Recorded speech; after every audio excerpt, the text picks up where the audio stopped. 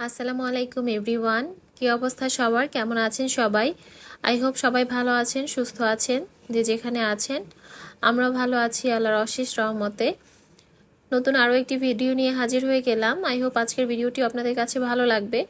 তো সকাল থেকে ভিডিওটা শুরু করেছি সকালের নাস্তা বানানো দিয়ে।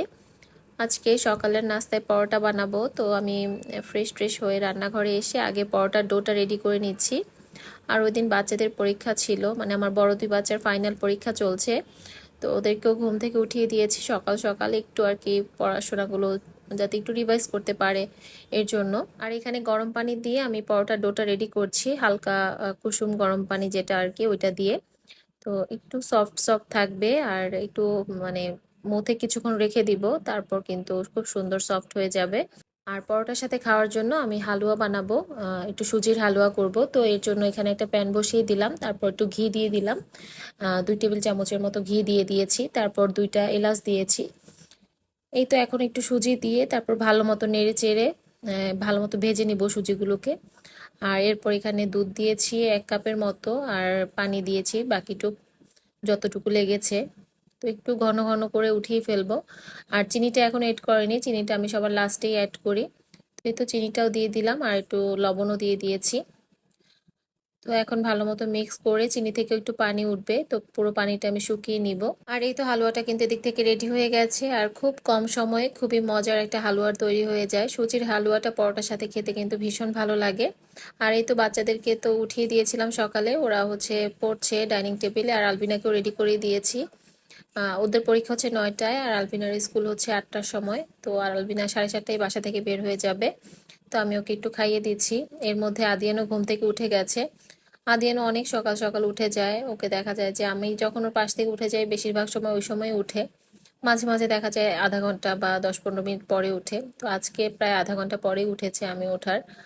তো আমি এদিক থেকে নাস্তাও রেডি করে ফেলেছি, আর এই তো আম্মু হচ্ছে এক এক করে পরোটাগুলো ভেজে নিয়ে আসতেছে। 3 বাচ্চাকে স্কুলে পাঠাতে সকালবেলা একদম দৌড়ঝাঁপের উপরে থাকতে হয়, মনে হয় যেন একটা যুদ্ধ।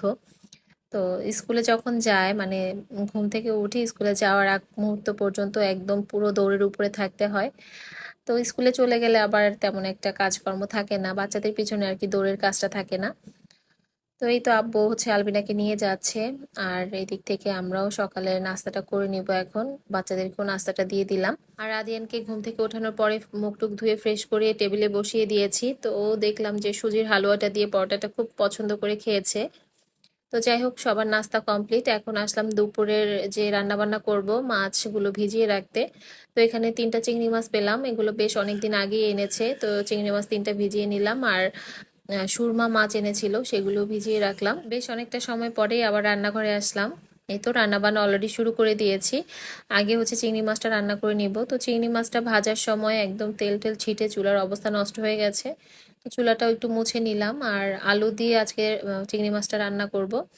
তো চিংড়ি মাছ 3টা ছিল, এর জন্য একটু আলু দিয়ে ভাবলাম রান্না করে ফেলি, বাচ্চারা খেতে পারলেই হবে। বাচ্চারা আবার সুরমা মাছটা খেতে চায় না, সুরমা মাছটা আমরা খাবো, আর বাচ্চাদের জন্য চিংড়ি মাছ 3টা ভুনা করে নিলাম। এই তো রান্না কিন্তু অলরেডি হয়ে গেছে, তো আমি হচ্ছে পাতিল থেকে বাটিতে সার্ভ করে নিয়েছি। আর যে পাতিলটাতে আমি চিংড়ি মাছ ভুনা করেছি সে পাতিলটাতেই আবার অন্য একটা তরকারি রান্না করব, এর জন্য পাতিলটা খালি করে নিলাম।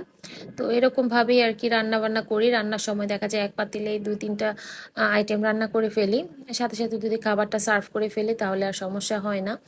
এই তো যে পাতিলটাতে চিংড়ি মাছ ভুনা করেছি ওইটাতে আমি সবজি রান্না করে নিচ্ছি। আজকের এই ভিডিওটাতে আমি 2 দিনের ভিডিও একসাথে অ্যাড করেছি।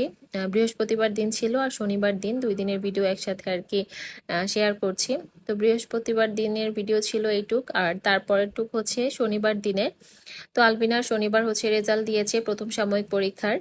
তো এই তো সকালবেলা ওকে নিয়ে বের হয়ে পড়েছি রেজাল্ট আনার জন্য। তো আলবিনা তো খুব খুশি, রেজাল্ট দিবে। সে রাত থেকে আমাকে বলছে যে আমি যদি রেজাল্ট ভালো করি, A+ পাই, তাহলে কিন্তু আমাকে কোনো গিফট দিতে হবে, মানে কোনো খেলনা টেলনা কিছু কিনে দিতে হবে।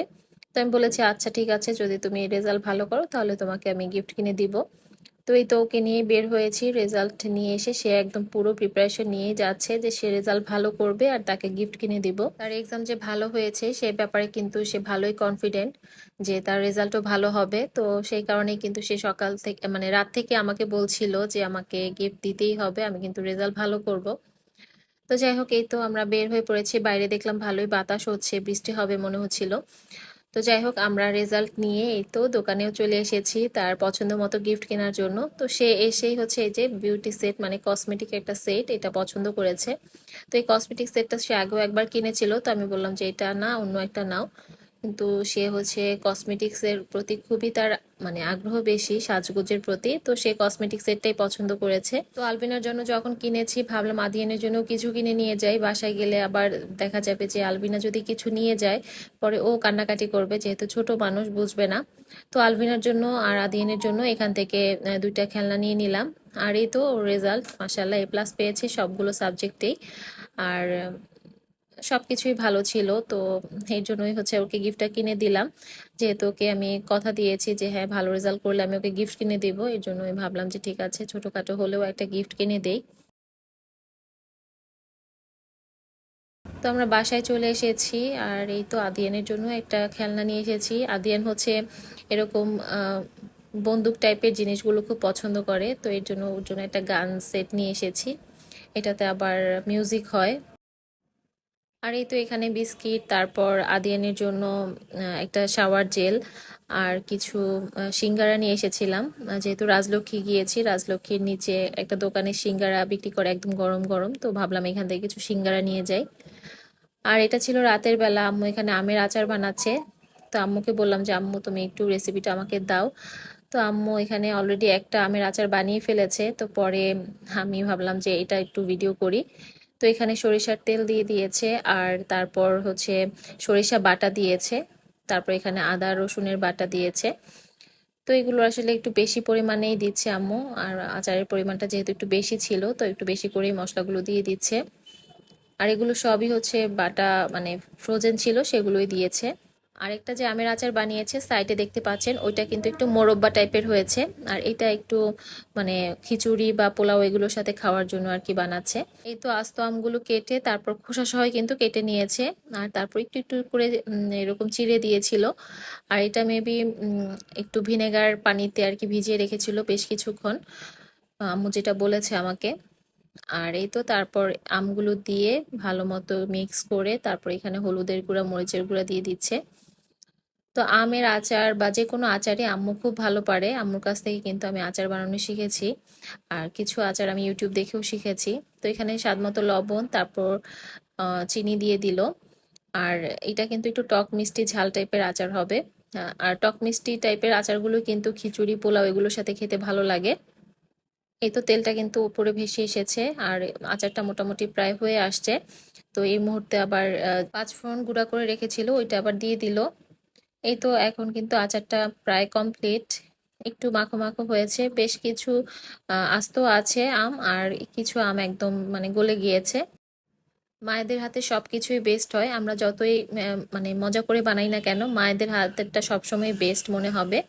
তো আমার আম্মুর হাতের সব রান্নাই কিন্তু আমার কাছে অনেক মজা লাগে। তো আমাদের সবার মায়ের হাতের রান্নাই কিন্তু অনেক বেশি মজার।